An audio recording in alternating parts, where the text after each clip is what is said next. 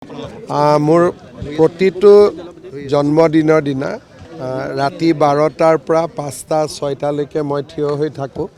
বিশেষকৈ মোৰ সমষ্টিৰ আৰু যিখিনি মানুহৰ লগত ব্যক্তিগত পৰিচয় তেওঁলোক আজিৰ দিনটোত আহে আৰু মই যিমান পাৰোঁ চেষ্টা কৰোঁ যাতে সকলোকে খন্তেক সময়ৰ বাবে লগ কৰিব পাৰোঁ। বেচিকেলি যিখিনি মানুহৰ লগত মই ৰাজনীতি বা সমাজৰ কাম আৰম্ভ কৰিছিলোঁ বহুতবিলাক এতিয়া ঘৰত সোমাই আছে, বেমাৰ আজাৰ হৈছে, কোনোবা চাকৰি কৰিবৰ কাৰণে বেলেগ স্থানত থাকে। গতিকে তেওঁলোকৰ ল'ৰা ছোৱালী ভায়েক তেওঁলোকো আহে। গতিকে ইয়াতে 5টামান জেনেৰেশ্যন গোট খাই আছে। যাক 2001ত যাৰ 60 বছৰ হৈছিল তেওঁলোকৰ এতিয়া 90 বছৰ, আহিব নোৱাৰে। তেওঁলোকৰ ল'ৰা আহে, ল'ৰা আহিব নোৱাৰিলে তেওঁলোকৰ ভায়েক আহে। এনেকৈ কেইবাটাও জেনেৰেশ্যন মোকো আহি যেতিয়া কয় মই অমুকৰ ল'ৰা বুলি তেতিয়াহে মই চিনি পাওঁ। সকলোৰে নিজৰ নিজৰ আশীৰ্বাদ দিয়াৰ একোটা প্ৰক্ৰিয়া আছে।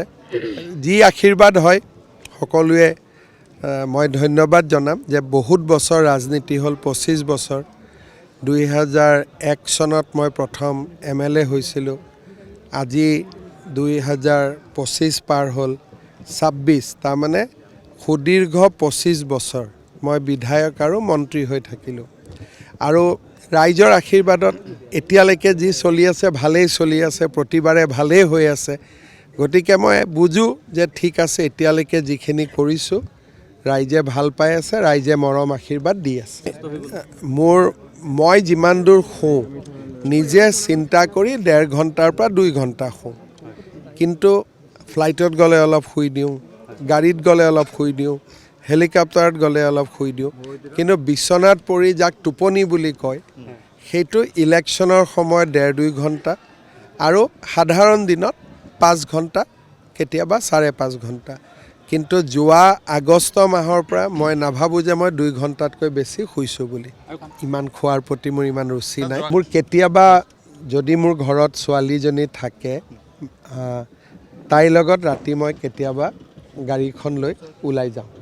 আৰু সেইটো এটা মোৰ হবিয়ে আছে যে অকলে থাকিলে মই নোলাওঁ। কিন্তু তাই যেতিয়া গুৱাহাটীলৈকে আহে তেতিয়া তাইক কাষত বহাই পেলাই মই গাড়ী দি গুৱাহাটীত একপাক মাৰোঁ। কেতিয়াবা এয়াৰপৰ্ট যাওঁ, কেতিয়াবা আমিনগাঁও যাওঁ, কেতিয়াবা শুৱালকুছিলৈকেও যাওঁ, কেতিয়াবা বেজেৰালৈকে যাওঁ।